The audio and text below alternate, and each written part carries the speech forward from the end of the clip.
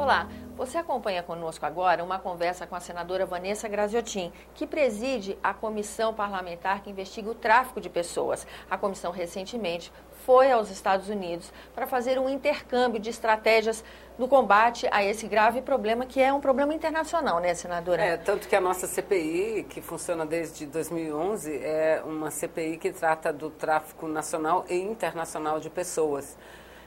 Visto que em termos mundiais, ou seja, no âmbito das Nações Unidas, nós temos uma convenção, a Convenção de Palermo, que estabelece critérios e normas para que os países adotem medidas no sentido de frear, de enfrentar, coibindo, minimizando o tráfico internacional de pessoas, que é o crime que mobiliza, o segundo crime que mais mobiliza recursos no mundo, não é? Nossa, E que perigo, o primeiro do ponto de vista da invisibilidade, porque é um crime que acontece, mas é pouco visto.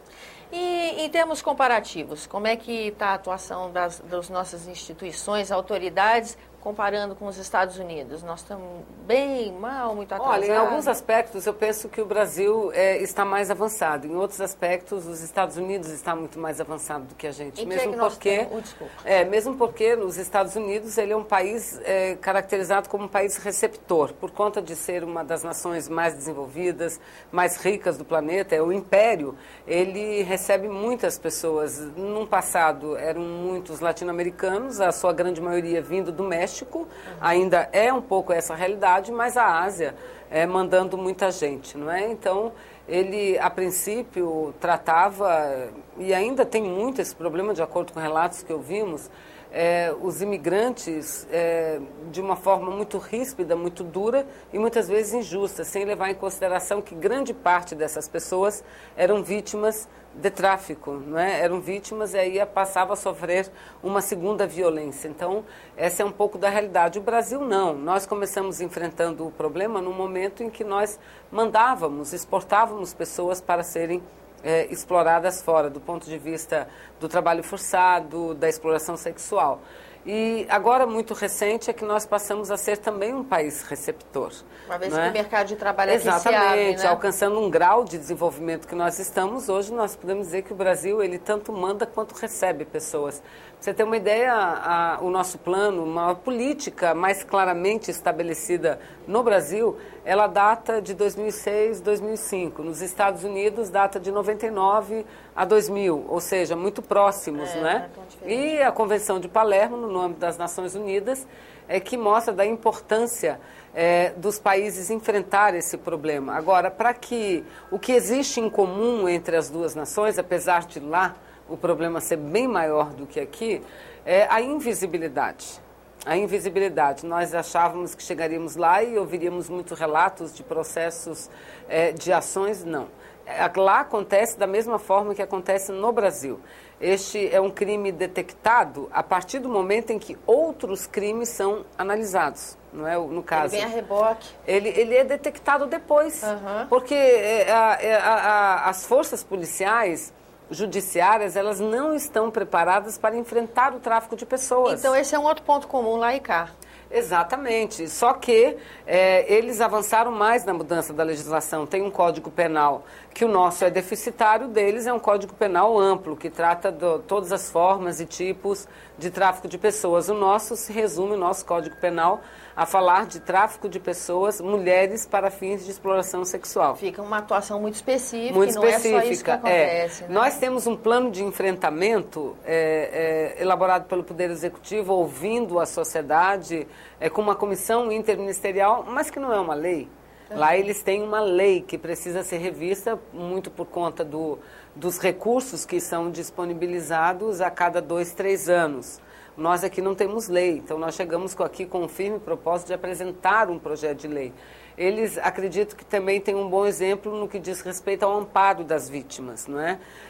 As vítimas têm recebido um amparo forte, o que acontece não diretamente pelo Estado, mas por parte de organizações não governamentais que são financiadas pelo Estado, não é? E aí a senhora me falava antes da gravação que a atuação das ONGs é determinante para melhorar esse combate é um agente importante nessa estratégia de combate ao tráfico de pessoas, né? Sem dúvida nenhuma, porque inclusive lá eles chegaram a passar para uma organização não governamental o próprio serviço deles de 0800, que é o nosso serviço gratuito e rápido para que qualquer pessoa que esteja em situação de perigo possa fazer a denúncia.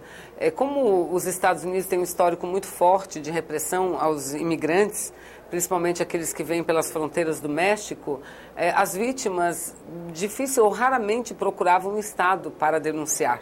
Aí eles decidiram terceirizar, passar para uma organização não governamental. Nós vimos lá os dados, a evolução das notícias crime, das denúncias, muito maior, porque...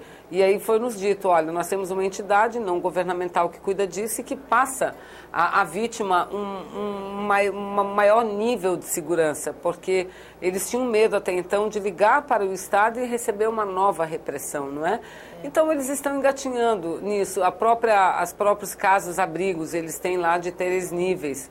Uma inicial, que é quando a pessoa precisa de uma casa emergencial, passa pouco tempo, uma intermediária e a outra seria mais uma política de ajuda do Estado até que a família, a pessoa se reabilite. A vítima desse tráfico, ela precisa então é um processo de reinserção na realidade que ela vivia antes de ser sequestrada, traficada, vamos dizer? Exatamente. Exige isso? Essa vítima precisa desse apoio? Muito, muito, muito, porque eu vou lhe dizer, essas pessoas traficadas, elas são traficadas para algum fim, não é? Ou para, como caso de criança, adoção, extração de órgão, ou os 2 casos mais comuns, trabalho escravo, trabalho forçado e exploração sexual. Tanto um quanto o outro são situações extremamente degradantes. E a pressão, além de física, a psicológica, ela é muito forte, porque o que caracteriza uma pessoa traficada não é apenas ela ser transportada. Muitas vezes a pessoa está traficada sem ter sido transportada. Não é? A gente fica com essa ideia do deslocamento, né? Não. Inclusive, nós precisamos fazer, e uma das reuniões nós tivemos em muitos ministérios lá, de saúde, direitos humanos, Departamento de Estado, de Justiça. Estivemos no Congresso norte-americano conversando com deputados e senadores que trabalham diretamente nesse assunto. No FBI, tivemos nas entidades não governamentais, tivemos em alguns órgãos da ONU, na Unicef. Eu reputo como uma das melhores reuniões. Pegamos uma pessoa que é responsável pela questão do tráfico de pessoas e nos mostrou o quanto as crianças são penalizadas com esse crime, sofredoras, e o quanto eles esperam do Brasil, não é? Que o Brasil vá além daquilo que a Convenção de Palermo estabelece, porque somos um país que assume cada vez uma importância econômica, política, no cenário internacional cada vez maior. Então, a gente evoluir na nossa legislação é muito importante para que o próprio mundo evolua, não é? Para melhorar esses contatos que tem. Então, isso é muito importante. E fazer com que haja essa colaboração entre os países, entre as nações, para poder evitar esse tipo de crime. A gente vê por essa entrevista que foi intenso o trabalho da comissão nessa viagem, o intercâmbio foi muito rico. A comissão pretende fazer outros intercâmbios Não teremos tempo. Na realidade, era para a gente ter feito isso. Isso é um programa organizado pelo Estado americano, norte-americano. E aceitamos o convite, e lá também fica as Nações Unidas, não é? Fomos, era para termos ido em 2011, não foi possível, fomos agora. Mas o relatório, nós temos um prazo estabelecido por nós mesmos, na CPI, de apresentar o relatório em agosto. Até o mês de agosto, a senadora Lídice, que também fez parte da viagem, apresentar o nosso relatório. Eu penso que o que mais nos chamou a atenção, nós estávamos com uma visão muito firmes a respeito do que apresentaríamos quanto mudança na legislação brasileira.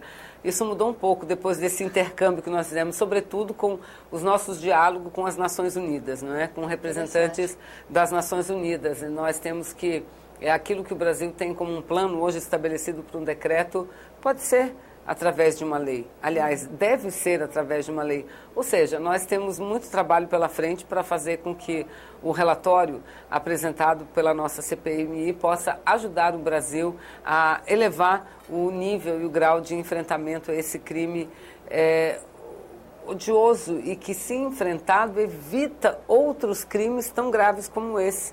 Porque se você enfrenta o crime na sua raiz do tráfico de pessoas, você vai evitar que pessoas sejam exploradas sexualmente. Já estanca outros Exatamente. Problemas, com certeza. Senadora, muito obrigada pela sua presença aqui no nosso programa. E a você que nos acompanha, muito obrigada pela atenção. Esse é o programa Argumento. Eu sou Tânia Horman. E se você quiser entrar em contato conosco, 0800 61 2211, ligação gratuita, ou acesse www.senado.gov.br/TV.